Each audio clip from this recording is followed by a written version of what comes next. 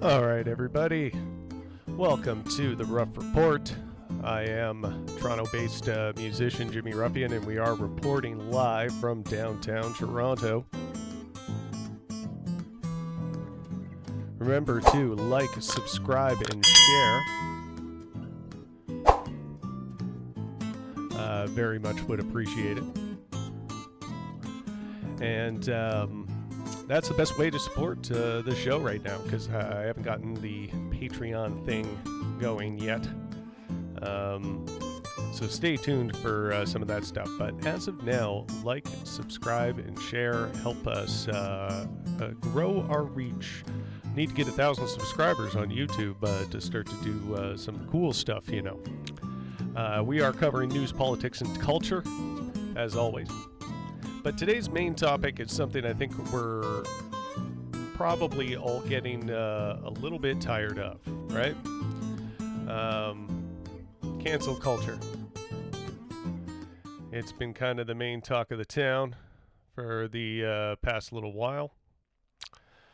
And why has it been the main talk of the town for the past little while? Well, let me show you just like a quick little screenshot of what, say, for example, Fox News's YouTube feed has looked like for the past little while.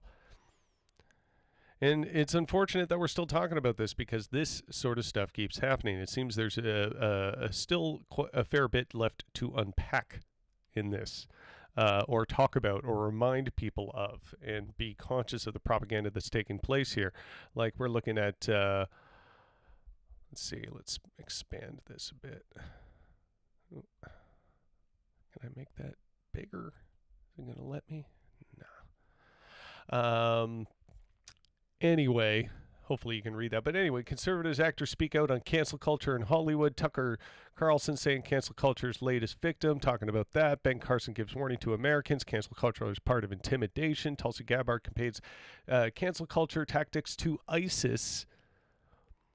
All this ridiculous stuff posted within either, most of them the past day, but a lot of them just the past week.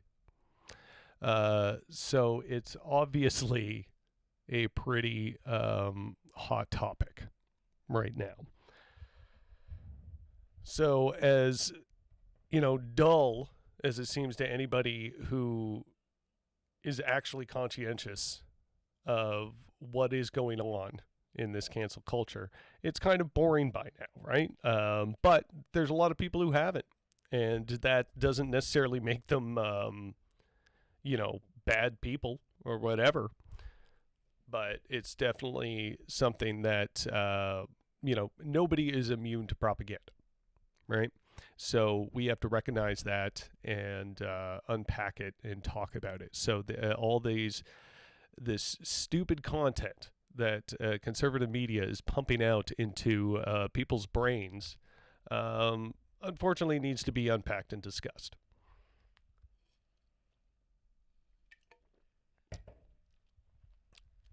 So I pulled up some of these videos. So let's... Here, gotta have my notes ready here, sorry.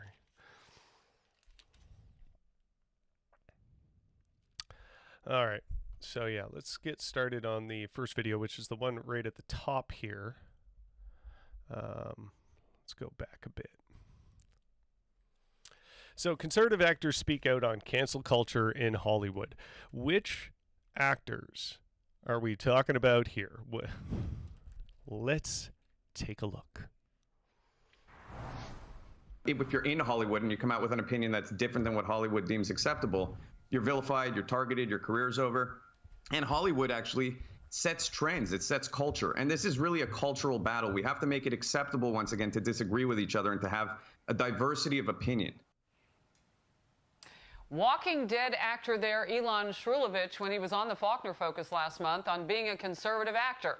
And at CPAC this year, a big focus will be on the dangers of the cancel culture and one of the biggest culprits, liberal Hollywood elites. just a few of many examples of Hollywood conservatives getting canceled, as you know. Earlier this month, Mandalorian star Gina Carano got the axe after implying that being a Republican is like being Jewish during the Holocaust. James Woods says his agent dumped him because of his conservative values.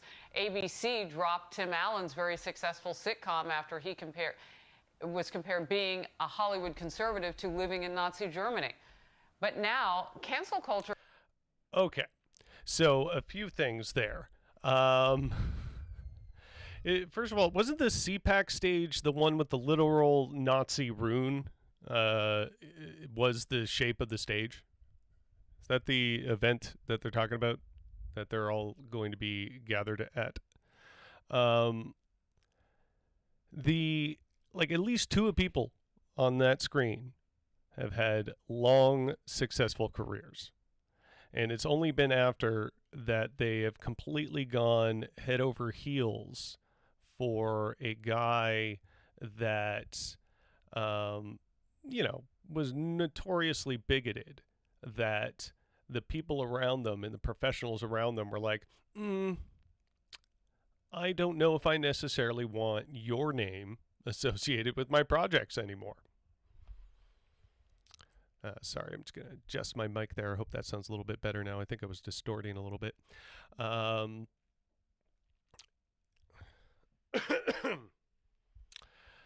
So, yeah,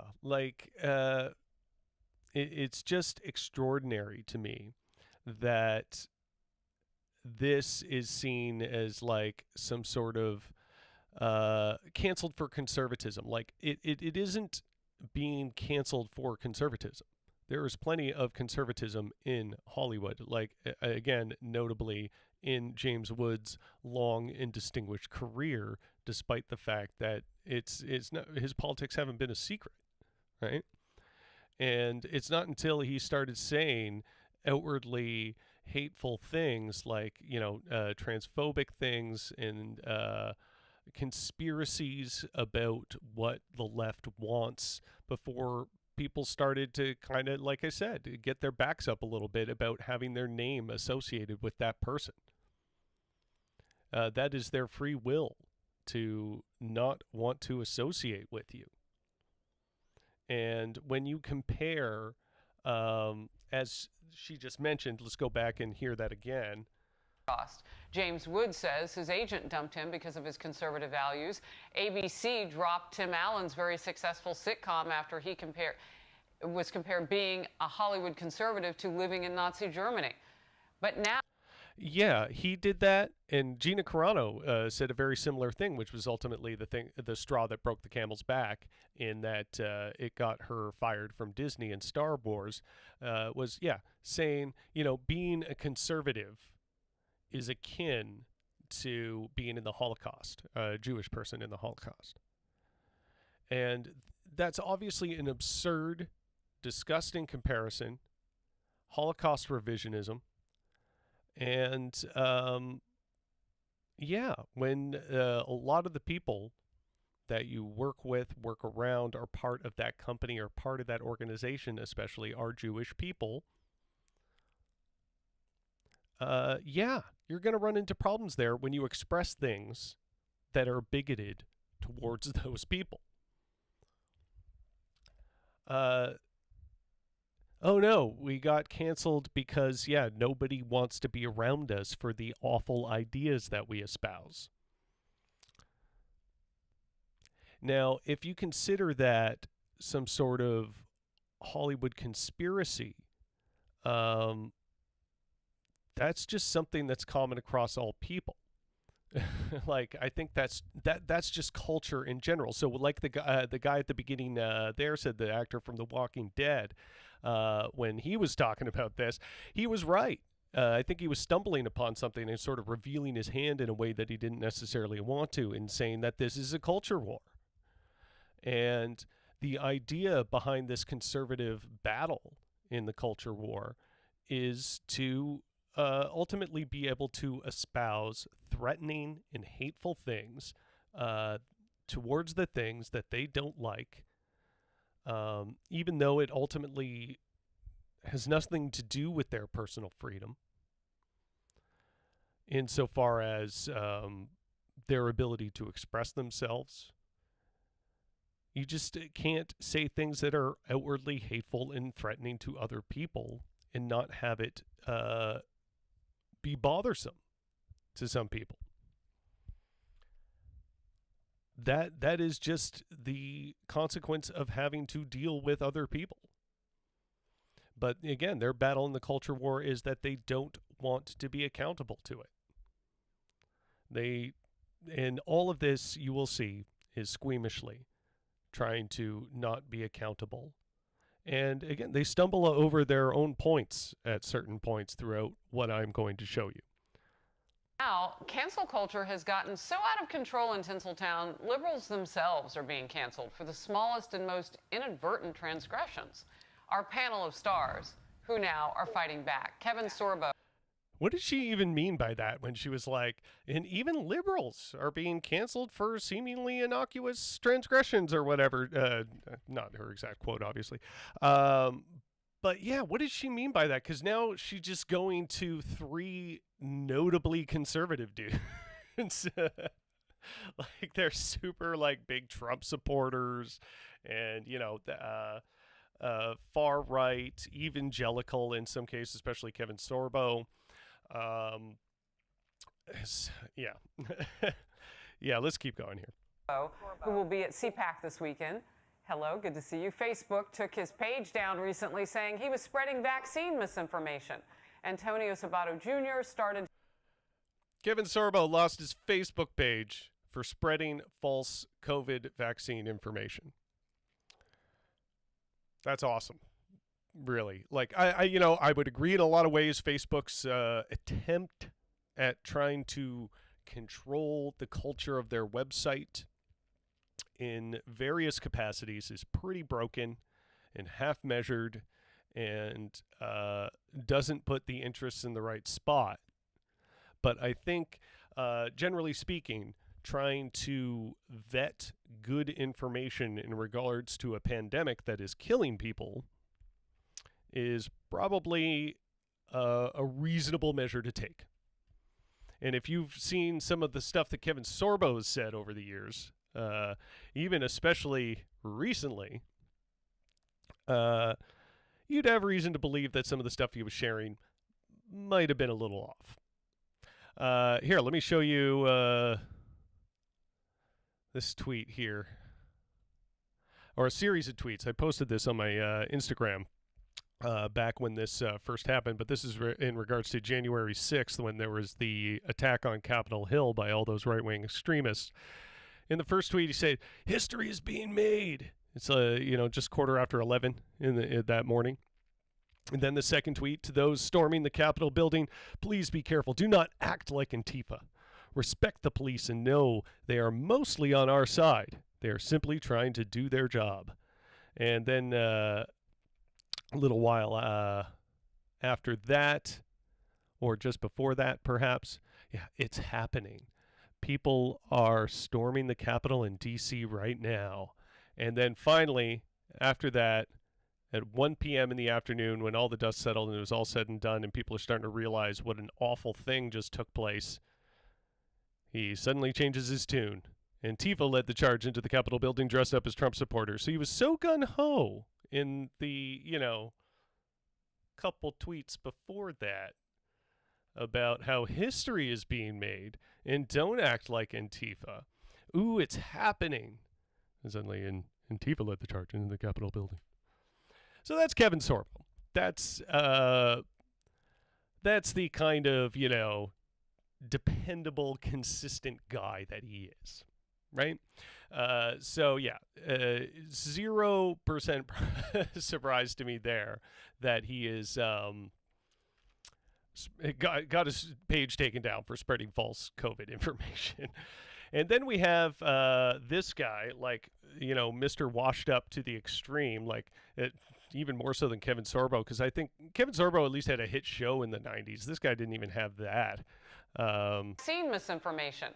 Antonio Sabato Jr. started his own production company after facing backlash for his conservative views.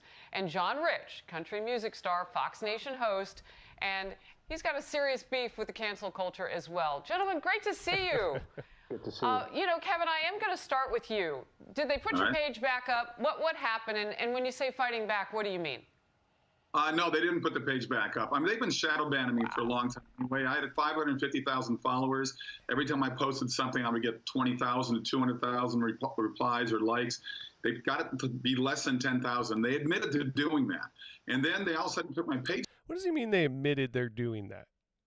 Like, I can say with the reach that my page currently has, which I think is just a touch over 2,000 people, the average amount of my posts gets seen by less than 10% of that.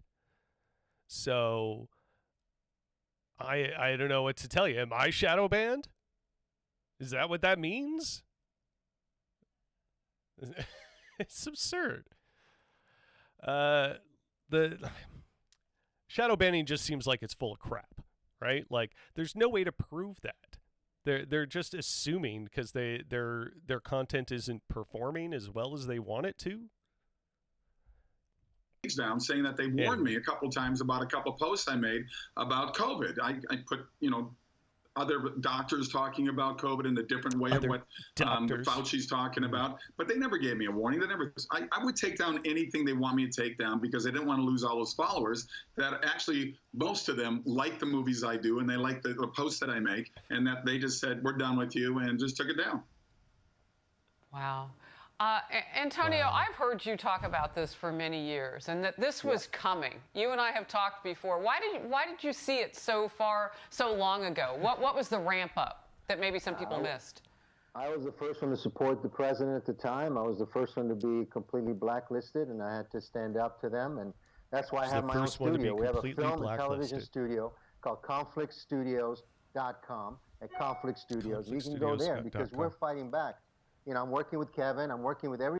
He's naming his studio production company after the political fight he wants to take up, saying he wants to fight back and all this stuff. So, like, he's expecting a conflict. He's creating a conflict. He's, he seems self-aware in that regard, right? But let's go to conflictstudios.com. Oh, it's a GoDaddy domain that has nothing on it. It's not taken. But didn't he literally just say he had this website?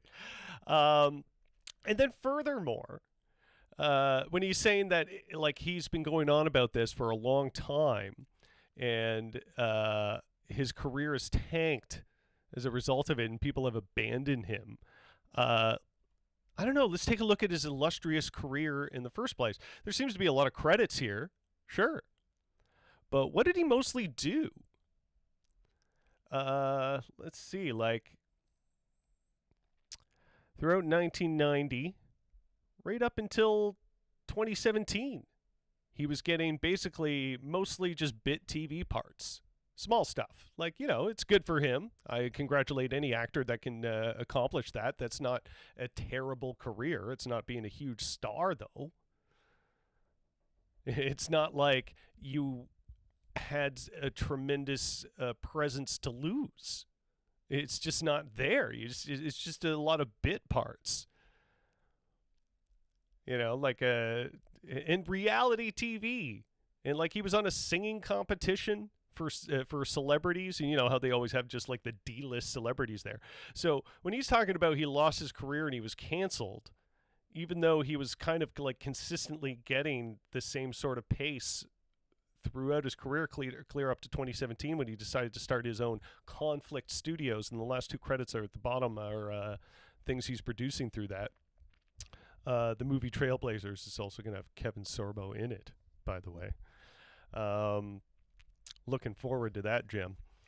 Yeah, so like, what is he talking about that he was canceled? Like, what is this victimhood that he's portraying forward when seemingly it's just been, his career's been kind of a straight line? Very strange. The victimhood that he is very much wanting to claim in this, and fighting back against what? Everyone I created projects like Trailblazers, my first film that I'm going to direct this summer, to give chances to a lot of people that have been blacklisted, have been thrown on the sideline, and those days are over. We're creating our own future, our own projects, and we're going to keep fighting back like this. And there's also a lot of people in the industry, from, I don't know, makeup artists, drivers, you name it, who live in Hollywood, who had enough. They want to walk away from that, and they're moving out to states like Florida or Texas to have a future in the entertainment world. You know, it's a dream that you have, John. So yeah, they're branching out to Florida and Texas and starting their own media companies. This stuff is everywhere. Like, again, it's the classic thing that we mentioned before on this show, and so many other commentators and creators have mentioned in regards to this conservative victimhood whining, that they got to be the most perpetually aggrieved. They got to be the top of the victimhood complex. Otherwise, they're going to lose the culture war. Because I think that's how they view it on the left, and how the left tends to win is like, oh, how does the left keep winning the culture war? Well, it's because they can successfully have this way of claiming oppression and victimhood. We got to learn how to do that. And it's so empty, because essentially when the left is doing it, we have an argument. We have a leg to stand on in terms of, look at this thing that's happening, that's based in, it keeps happening throughout history, and it's this repeated thing, and we've unpacked it in all sorts of ways, and people have studied this, and this is what it comes down to. And then these guys just got to go, well, this information is, I guess, oppressing me. This is cancel culture. This is the accountability for my actions, and I don't like it. Yeah. So, yeah, I don't really care what that last guy has to say. The first two were enough, weren't they?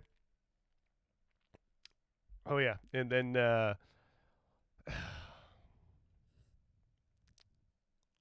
let's take it to old Tucker boy here. Just getting texts in the break from friends who live in Washington, D.C., where I spent 30 years. People being shot all over the city. Totally third world place. People living on the streets by the thousands. Do any members of Congress who are worried about QAnon notice this? Does Michael McCaul notice this? What is happening to our capital city? They're allowing it to happen. Nothing's more infuriating than that, except maybe what's happening to Dr. Seuss. You know, speaking of, like, it's a little bit of a off topic and rolling into the next one, but, you know, when you're talking about they're allowing the homeless problem to happen, if they had an actual humanitarian solution to the homeless problem, you would be so quick to go on the air, Tucker, and espouse how the government is giving away your money, and it's giving it away to poor people who don't want to work. The classist hate that would be spewing out of this man if they actually did anything about that problem. But that's the disingenuousness of Tucker Carlson. Everything is a problem as long as it being a problem is convenient to him in his narrative. Because if it could happen to Dr. Seuss, it might happen to you. Dr. Seuss went from... The fear-mongering there. If it could happen to Dr. Seuss, it could happen to you. Oh, these people want you to be, so victimized and afraid all the time. They have to work it into every sentence. From being a beloved childhood author to worse than Hitler in just a matter of days. On eBay, you are... Nobody said Dr. Seuss was worse than Hitler. Who said that? Was that part of the media release from Dr. Seuss Enterprises or whatever, when they decided to not print certain books anymore because of the potentially offensive imagery or outright offensive imagery that was on display in them?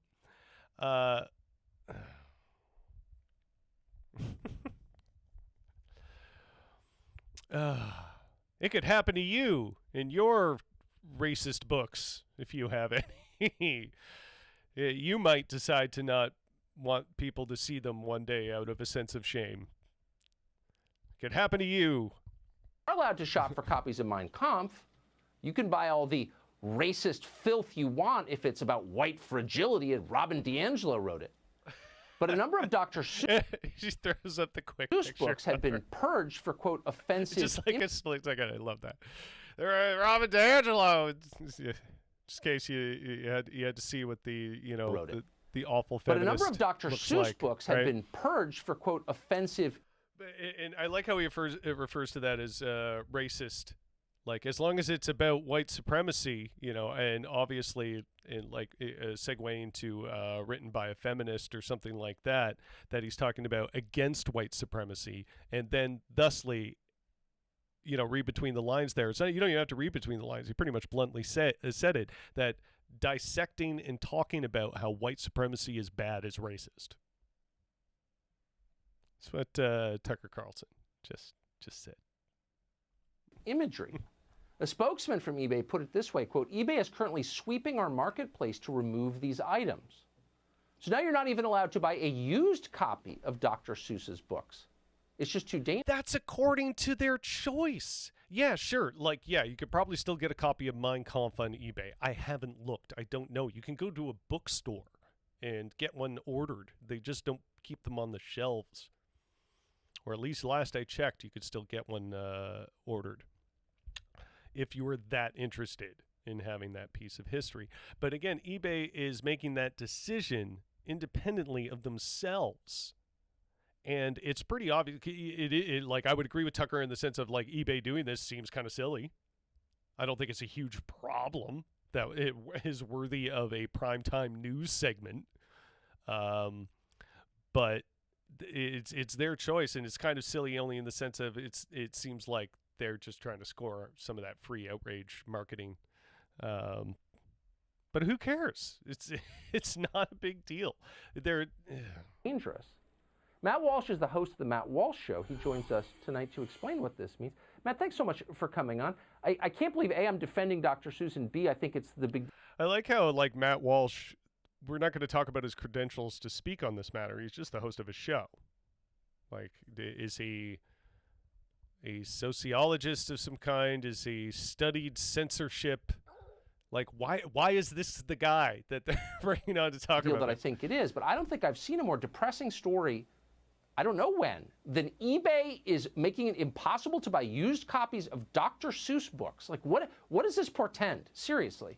They spent a whole week. Yeah, that's the thing. It's not just about Dr. Seuss. By the way, I thought that if the left was ever going to come after Dr. Seuss, it'd be for promoting elder abuse with Hop on Pop or something like that. But they chose an even more absurd reason. But it's not just Dr. Seuss. The point is we have these major corporations that now have the ability and are exercising that ability to shut down speech that they find offensive. The question is not whether, do they have the right to do it? I think that's totally the wrong question. Is it good for the country when major corporations can look at entire categories of speech and say, well, you're not allowed to see that anymore or read that. You can't read that book to your child anymore. We're just going to get rid of that. Is that a good situation for the country? I think obviously not. Now, he's starting. This is like that classic thing where conservatives are sort of getting close to the point, but they're not going to quite get there, right? Yeah, you're starting to touch on some antitrust and monopolized concerns there. You're starting to think in the right direction there, buddy. Corporations being able to have massive control over the flow of information and what information flows where and what doesn't can potentially pose some problems, especially if the majority of that information is held by a singular entity where in a snap of their fingers they can remove or manipulate certain pieces of information. Yeah, that could potentially be bad. Let's have a conversation about that. But that's not where they're going with this, right? It's not an antitrust thing. It's not talking about reining in corporations. It's about feeling entitled to say hateful things and then be victimized when people don't like it. We ceded so much control to extremists without even knowing. If you're banning Dr. Seuss from eBay, you are by definition an extremist. I mean, that's what an extremist is. And yet eBay deciding not to sell something is extremism. Amazing. They control our ability to buy books and to listen to music, and they're not the only bookstore. Hell, Amazon, the biggest bookstore on the fucking planet. You could probably still find tons of that kind of content on there. They sell goddamn everything. Oh, eBay controls our ability to buy books. Who buys books on eBay? I have never done that. I don't know anybody who's done that. I know that's probably like not a great point for empirical information, but really, nobody thinks, yeah, I got to go buy a book on eBay. I bought comics on eBay because they're like, collectibles and long out of print and stuff like that. Back when I used to buy a lot of comics. But yeah, is people thinking to themselves, I want to find, I'm going to go to eBay to get my kid a copy of Cat in the Hat? This doesn't seem like their thing. Control our pictures and everything we've ever written on the cloud, and they control everything. Why didn't we realize we might come to a day like this? Yeah, well, that's a good question. And the point also is that if Amazon and eBay and these other companies say, well, we're not going to call Dr. Seuss a conservative author, but they've also been doing that where they've been shutting down conservative books and saying that's hate speech. Well, if Amazon just makes a blanket policy and says, well, conservative books are hate speech, then that means that those books aren't going to be published. Why are they concerned about conservatism being so close to hate speech? Gee, I wonder what they're getting at there. Like, if your idealism, if your frame of thinking, if your way of looking at society constantly has people telling you that you're discriminatory and hateful and it's not doing anything to help the situation, and you have 400 years of a history of this, at what point do you analyze that? At what point is it unignorable? I find it hard to believe that they're not conscious of this. They got to know exactly what they're doing, right? Like, they aren't honestly this stupid. They got to be conscious of the fact that what they're getting at here and the thread that they're weaving constantly throughout this is that conservatism is on the side of hate speech.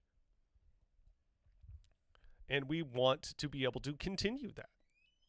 Anymore, because publishers are going to say there's no point in publishing a book that isn't going to be distributed, and that means that speech is just shut down entirely. That's why the Daily Wire just did a poll, in fact, and found that 2/3 of Americans are opposed to this kind of wokeism from corporate America for this very reason.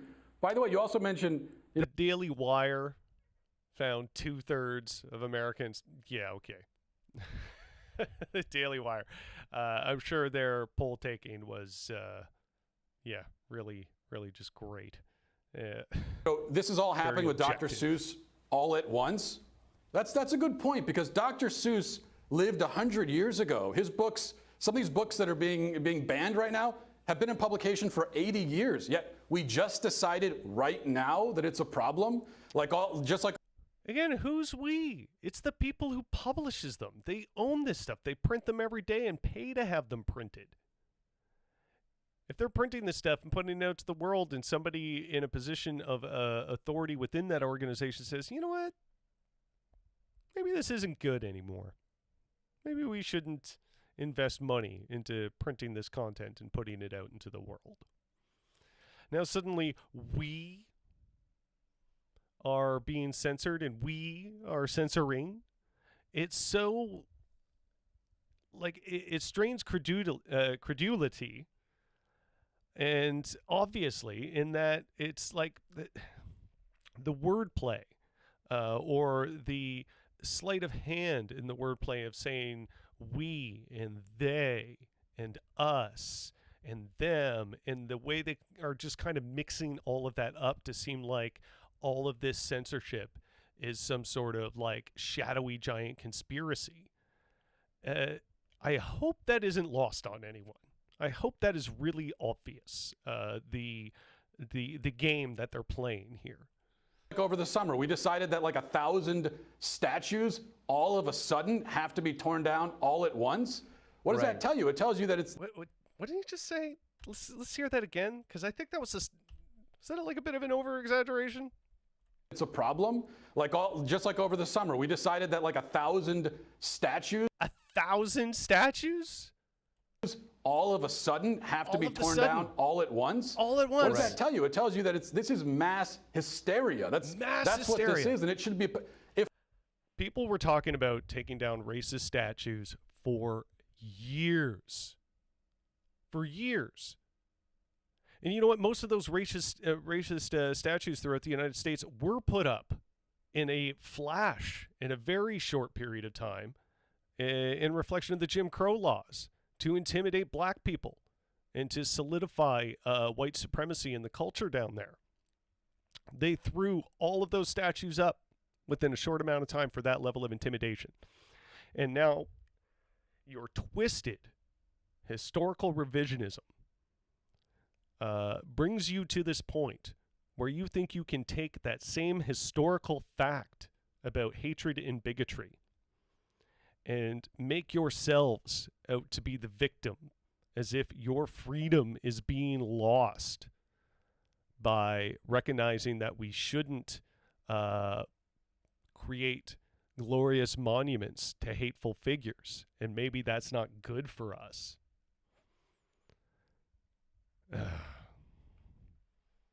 If for no other reason, there are a lot of reasons to oppose it, but we could oppose it simply on the fact that it's mass hysteria where all of these things are being taken down all at once.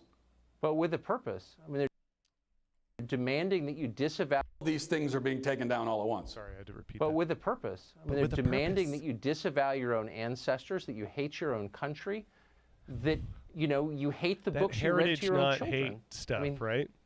It's deep, I think. You have to hate your own heritage.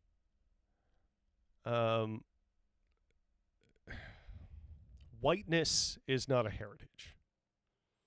Being Canadian is a heritage. Being indigenous is a heritage. Being Irish is a heritage. Being Italian is a heritage. Being African is a heritage. Being white, under the system of white supremacy as it's been built in the Western world and propagandized and used as a weapon and a tool to further capitalism, they're so scared of that narrative being unpacked. That's what all this fear-mongering is. It's getting you scared of this sort of superficial stuff because they know right underneath that there's going to be stuff they have to legitimately confront, and they might be forced to do so. And they don't want to talk about it. That's that. So let's go on to the next video here. Oh yeah, this is a great one. Of course, like Laura Ingraham, Ben Carson, these two giant brains of conceptual thought coming together. Of course it's going to be brilliant. Of course. You know, I'll always say I find Ben Carson fascinating in that he is a brilliant brain physician and or surgeon, and has done things that seemingly no other person in the world can in his profession. He is brilliant at it. Yet he's kind of a moron. Like, I don't know how to quite put my finger on it, but when he talks and says things, they're not good.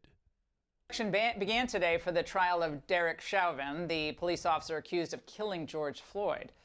We warned you last night just how combustible a situation this is. But the remarks of one potential juror today really hit that point home. Get ready for the fear-mongering, folks. Are you ready to live in fear yet? It's coming. If certain individuals that were out to intimidate or cause harm, I mean, if they knew where I lived, I mean, it's potential they could, you know, do damage to the house or spray paint the house or garage door or break a window or something like that from an intimidation or to create fear or something to that effect. Joining me now is Dr. Ben Carson, former HUD secretary. Dr. Carson, the idea that activists will revolt in violence if they don't get their way with this trial, and comments from a potential juror making that point, that's kind of terrifying, the idea of somehow getting a fair trial. That's kind of terrifying, that if, you know, if the trial doesn't go their way, a riot might happen. We should all be very afraid of that. Jesus Christ. I mean, of course. That is... It's something legitimately for... I'm not surprised a juror would say it. You know what I mean? I don't... In what circumstance would the jurors be? Would they go after them, though? In what circumstance are they going to be exposed? That doesn't seem like a legitimate fear. But of course, yeah, you might have some protests if this trial doesn't go your way, because we've all seen how this goes, and goes again and again and again. And so to talk about fear-mongering when these people couldn't even own up to what happened January 6th and bite the bullet on that, they want to talk about fear-mongering in terms of political ends. I don't know. Seems a little hypocritical. But besides the point, I guess. They want to hammer on that note, no matter what the outcome might be, right? They want to set people up to be afraid. Trial for all of this. Well, there's no question that we have allowed the culture of intimidation. You know, the whole cancel culture, it's part of intimidation, controlling people through fear. The irony, the pure, unmitigated misdirection and irony in that statement, right? That's kind of terrifying. This is all terrifying. Everything's terrifying. The left is coming to get you. This is what you should be scared of. You know, they're trying to control people through fear, and I think that's really unfair. And it is really a major responsibility of the government not to allow that to happen. Oh, you know, you look at something like... Would you look at that? It is up to the government to make sure that people aren't systemically filled with fear and intimidation. You don't say, Republican Ben Carson. You don't say. That is very rich. Are we all appreciating that line? I want to hear it again. Controlling people through fear. And it is really a major responsibility of the government not to allow that to happen. So, when we have strong evidence in entire history of people being intimidated and controlled through fear, through bigotry, hate speech, and promoting hateful ideas and allowing them to flow through society without a sense of literacy about them and conscientiousness. When we try and do things to mitigate that, that's apparently fear-mongering. That's apparently censorship. But when you're taking away the accessible tools that make fear and intimidation on a systemic scale possible, that's apparently fear and intimidation. It's a complete inverse of the logic.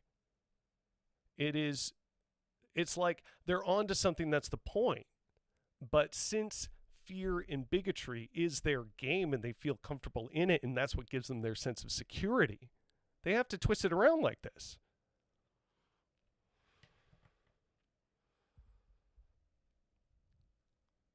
The left doesn't want you to feel like you are constantly oppressed. The goal is that you live your life as an independent, free individual, and that also includes not being limited and mitigated by poverty.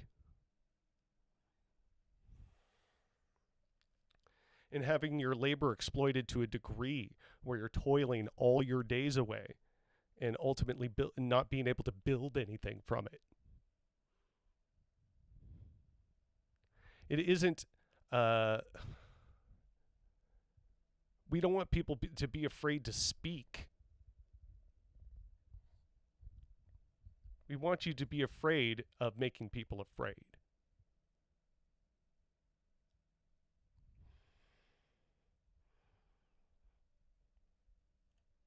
You know, you look at something like freedom of speech and we say, well, of course we have free speech in this country because the government's not imposing a restriction. But if the government allows it to be done, it's just as devastating. And so the government allowing hate and bigotry and intimidation to take place is on their hands. That's their responsibility, huh, Ben Carson? So again, they're almost onto something. They almost give you something that sounds good and logical, but then this slight sleight of hand to misdirect you.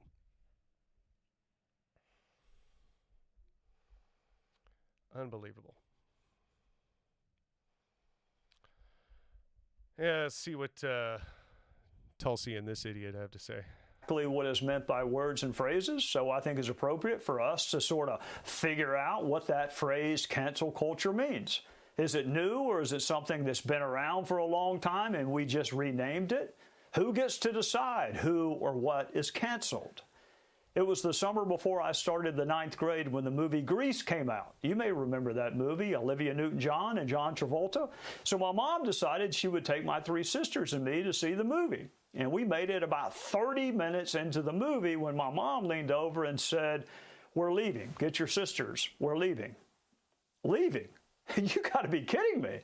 Olivia Newton-John hasn't even put on her black leather outfit yet. You cannot be serious. But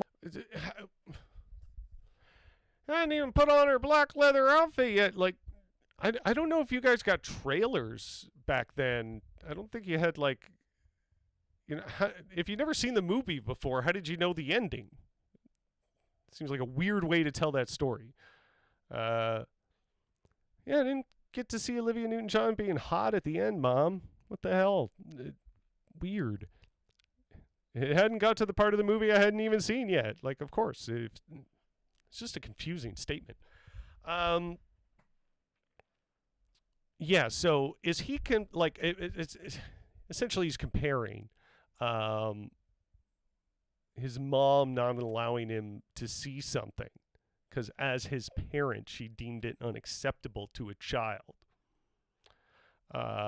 To cancel culture, and that essentially corporations or governments are trying to infantilize us by being parenting. I don't know. It's a weird parallel to draw there, my man. My mom was serious. She was very serious. My entire school was in that movie theater that day. It was so embarrassing. I'm barely able to talk about it today. My mom grabbing her 4 children and walking out. My mom canceled the rest of that movie for me. And she was not the only parent I had who engaged in cultural cancellation. My 3 sisters and I could not watch Happy Days. We could not watch Gilligan's Island or Sesame Street. So you can forget about Dallas or Dynasty or Flamingo Road. Was that the cancel culture, or was that my parents deciding they wanted to control what their children were exposed to? And once I got married, I actually came to long for my parents' rules on TV. They were nothing compared to my wife's rules. She can hear a bad word through 3 walls and a mute button. I had to check into a hotel to watch True Detective. And Game of Thrones, she still doesn't know I watched that. Well, I guess now she does. How kind of life is that the cancel lead? culture? I think it's a lady wanting to fill her mind and spirit with good things, with positive things. If you don't like something on TV or in entertainment, you have the right not to watch it. And if you make something and produce something that you put out into the world and you realize that or feel like it's not sending the type of message you want to send, and it's not necessarily communicating itself to the audience in the same way that you had hoped it would, maybe you don't want to keep producing that content anymore. Maybe that's your free choice. Like, what is the essence of this? We want our racism, damn it. Like, what does this come down to? What is this fight? It's ridiculous. It's a cartoon show. And it's pretty obvious, right? For the amount of hours, time, amount of content over just the past week that not only Fox News, but a smattering of conservative media and throughout both mainstream media, independent media, internet, social media. It's been a message that's been bombarded on us for a little while now. Like, I mean, this isn't new by any means, but the hammer's definitely been like hitting a little bit harder, right? And I can only think it has something to do with the fact that, you know, this sort of thing is happening. The bill, the STEMI bill passed. So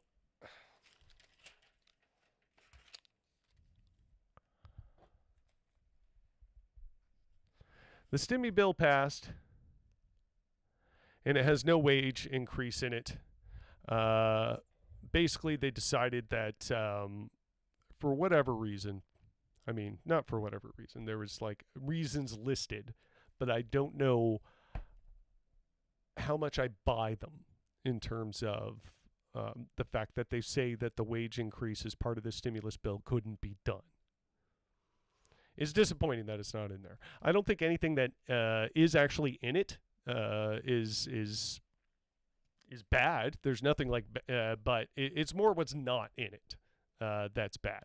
And the fact that the Democrats, despite some of the other good measures that they might be taking in certain areas, as always, it's just not enough, and they're trying too hard to appease very moderate or right-wing people. That's what it comes off as to me, because essentially the explanation I saw for the reason the wage increase was not included was basically because the way that the law would be implemented in the wage increase, it would be easy enough for employers to maneuver out of it and make the claim that, you know, their employee isn't actually a full-time employee, they're a contract employee, and they could find ways to dodge having to pay the wage increase. And so it just wasn't legally airtight enough to pragmatically implement it. And so it kind of just died right there, I guess. But if it was actually something that was a big enough a priority to Joe Biden, to Nancy Pelosi, to some of your more powerful establishment Democrats, it surely would have happened. There's no doubt about it. I think the fact that it's difficult, maybe, or legally difficult to execute is, sure, it sucks, but if it's something that you're actually interested in doing, I find it hard to believe that it wouldn't be done. But that's just not their focus, right? But at least they got a stimulus bill out, right? At least there's some help to people. You got checks and you got unemployment insurance being expanded in various ways. Good stuff. So, pretty obvious that when the Democrats are at least doing something that could be shown to help people. As flawed and as half measure as it might be, as it typically is. You know, Fox News and the conservative media that's supposed to be the opposition to these people, of course, aren't going to take that angle. Because if you wanted to be an actual opposition to this, you'd be pointing those things out. And you'd essentially be making a more left-wing message. And they are actively committed to not doing that. If you want to talk about how liberal media has a liberal message, yeah, it's pretty obvious what you're doing, right? I think it seems like such a, you know, it's not a deep statement. It's not a hot take. It's just, it's so easy and simple to see that it is baffling that it's in so many people's grip. Or it's like, it's gripped by so many people, rather. So, yeah. Extending $300 weekly unemployment benefits. Tax break of $10,000 for unemployment benefits. All kinds of stuff. So again, like, yeah, if you wanted to truly criticize the Democrats about this bill, you'd be talking about how it isn't going far enough. Because they especially don't want to talk about how, yeah, people that can't work because of this pandemic should not get money. Republicans don't want to come out talking about that. That's a hard sell. But if you can light up this culture war stuff here and get people really concerned on that sort of level, well, you know, you can fill up a week of content of fear-mongering about how the left is coming to get you and not talk about a single thing that Democrats or their opposition are intending to do. And it is media manipulation in their own way. Fox is huge, has a huge reach. They are responsible, according to them, for the reach that they have and the content that they put out. At least Ben Carson thinks the government should be involved in that. Yeah. Absolutely wild stuff. I hope that you can see the projection that is happening here. See the just the need to be able to claim the biggest victimhood, despite it being vapid and empty, as a way of preserving a status quo that is not good for any of us. Civil rights laws and understanding how we can treat each other better, and people independently making those own decisions that can have a positive effect on society in that capacity. I mean, as one guy said, if it's legit, like in how he said it, if it's legitimately a question of, is it good for the country for corporations to be able to do this? Then you have to talk about corporate power. But they're talking about, is it good for the country for corporations to be able to do this, as in, is it good for the country that we can't openly say and do bigoted things? But they don't want to ask it that way. It's all this sort of grifting, fear-mongering, sleight of hand, playing on your subconscious fears. I hope people can somehow eventually see how this stuff plays them, how they're being played. Because, you know, none of this stuff needs to be talked about. Dr. Seuss, who's a freaking long dead author, the enterprise that owns his intellectual property, decided not to print some stuff. It should barely be a story. It shouldn't be a story at all. It's nuts that became like a thing that took off. Or the Mr. and Mrs. Potato Head thing, how that became a thing and took off. This is stuff that doesn't matter. It's not affecting the greater culture. And at least in the way they're trying to portray it, because again, the way they're trying to portray it is all fear-mongering. They're trying to get you afraid that you're losing something to the left when it's just literally not happening like that. That's not what's taking place. But if you want to question corporate power and the ethics of intellectual property, yeah, the left would love to have a conversation about that. But again, I got to hit it home that that's just not the conversation they want to have. They want to have a conversation about how they can say and do things that are hateful and intimidating to others and not be accountable to it. It's all this sort of like dog whistle stuff at the same time. You know, to the people who know how to hear it, they know what they're hearing. But for other people, it's just a arousing fear. And it's disgusting.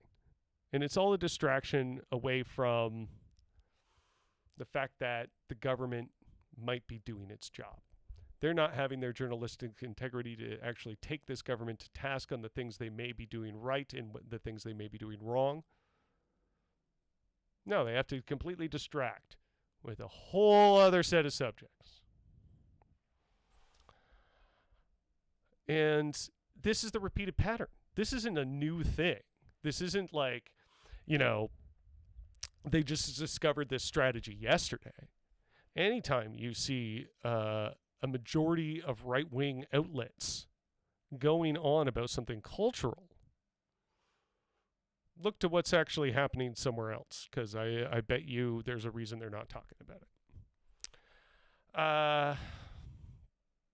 Oh, yeah. Just to wrap up the show, I wanted to show this quick clip. The phases of which the vaccine is going to be rolled out, according to many, seems messy and awful and a bit too long a timeline. We're talking like the majority of the public being able to get their vaccine after July 1st, which is just nuts. Canada is also amongst a list of countries that has blocked the ability to create generic versions of the vaccine that would give access to the vaccine to untold number of people. But again, they want to protect intellectual property and intellectual property rights in the form of these patented vaccines, that even though releasing them to generic drug makers will save lives, they want to protect profits first. It's always seems what it comes down to, huh, folks? So, Doug Ford decided to stand up and make this statement about one of our First Nations leaders. Work with Indigenous-led health providers to vaccinate vulnerable urban Indigenous people as part of Phase 1 priority rollout. The Premier to reply. Well, again, through you, Mr. Speaker, that was one of our highest priorities to go into the... Well, again, through you, Mr. Speaker, that was one of our highest priorities to go into the 31 flying communities. And not only did Orange fly in, but the member flew in too to get his vaccine. So thank you for doing that and kind of jumping the line, as I talked to a few chiefs that were pretty upset about that. Order. For flying into a community that he doesn't belong, but that's here nor there. Order. We have also provided $11 million. Work with Indigenous. So yeah, he basically like lied about that. He did not, like, he's accusing this First Nations person of jumping the line when this First Nations person was invited to that community to take the vaccine there as a way of promoting taking the vaccine, because if you have somebody who's a First Nations person taking it in that community that might be suspicious of the lifetime of colonialism that they've experienced, and they might not be necessarily that trusting of, you know, essentially the white man's medical science. Having somebody there that's saying, yes, here I am, I'm taking it, you can take it too, that's a benefit to that community. But here Doug Ford turns around and makes it an accusation about him jumping the line. It's disgusting. Again, they got it. It's all about upping the ante on the outrage. If you're not the most outraged, if you're not the most victimized, but also, saying it in a calm and cool way. Because you got to have the politeness to go along with it, right? The civility to go along with your incivility. That's the game they play. And that's what it's always been. And I really I'm sure we're going to touch on this topic more and more because it's such a common thread throughout these conversations. But I really I feel like I hope I don't feel like I have to spend a whole hour on it again anytime soon. I don't know. I feel like I've gotten it out of me now.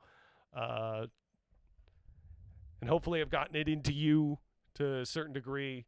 Maybe for some of you, this is stuff you've heard before. Maybe some of you, it's new. Maybe some of you, it's a healthy reminder.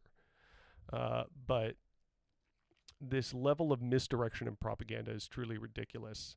And I'm not saying we're necessarily victimized by it, because it's very difficult to be victimized by it if we're conscientious of it, if we can see right through it.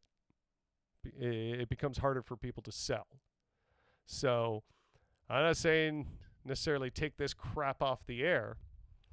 I think it should just be taken off the air by virtue of people knowing that it's bad. And of course, they would consider that cancel culture. So anyway, I feel like I had more content lined up for this show. I think I definitely did. I had some stuff on Steven Crowder and Tim Pool I wanted to talk about, but I'll have to save that perhaps for another time, or maybe it's just going to end up on the cutting room floor forever. Sometimes that happens too. But anyway, I'm going to get... oh, yeah, speaking of which, I wanted to get to this too. Speaking of, all the cancel culture stuff, let's also remind people of what, when the left wants to cancel something, again, they're addressing the systemic problem that it presents and how it might be directly harmful to people's safety and livelihoods. But when conservatives do it, well, oh, that's not the one. There it is. Confused old Tucker Carlson here. Cancel culture is out of control. Meanwhile, in the short time I've been alive, here's a list of things amongst Dixie Chicks, heavy metal, the Teletubbies. Remember the Teletubby with the purple triangle in his head? He was gay, remember? And because it was somehow some sort of coded representation of gay culture, conservative people were very concerned about that. Conservative people were very concerned about yoga. They were concerned about Harry Potter when it was, potentially satanic. But now that J.K. Rowling is a notable TERF and transphobe, I guess she's somewhat of a darling of them all of a sudden. But yeah, whole lists of stuff that conservatives tried to cancel. I remember the Dixie Chicks during George Bush's time. Classic example. These people love to cancel stuff for ridiculous reasons. Like, what was, again, there might be gay representation, or Harry Potter might not be uplifting Christian values. Same with Lord of the Rings, or Ellen for being gay. There's the Ellen sitcom in the bottom left there. Yeah, when she came out as gay, conservatives were raging against that. But yeah, toy companies deciding to change their packaging is the real hateful stuff that's out to get them, huh? Or real hateful stuff. Let's think about this. Let's think of a man who tried to get, who the conservatives very much aggressively tried to cancel. Colin Kaepernick. He literally lost his football career because of conservative pressure around him taking that knee. All he did was that. That was what he did. And he just wanted to point out that there was racial injustice in this country. So if conservatives want to talk about cancel culture, let's talk about the difference in what's being removed and for what reason. But again, as I explained earlier in the Tucker Carlson clip, they're not going to get into those fine details. It's if we are canceling things, if they are canceling things, it's always this sort of vague concept of something ominous that is going to take something away from you. Because, yeah, if you get into the details, you have to start talking about this. And it might get awkward for them. So anyway, that's the show. I'm going to get ready to sign off here. Thank you so much for joining us. As always, I am Jimmy Ruffian. Like, subscribe, share. Please do all of those things. I would very much appreciate it. We love you. Have a good night, everybody. And stay rough.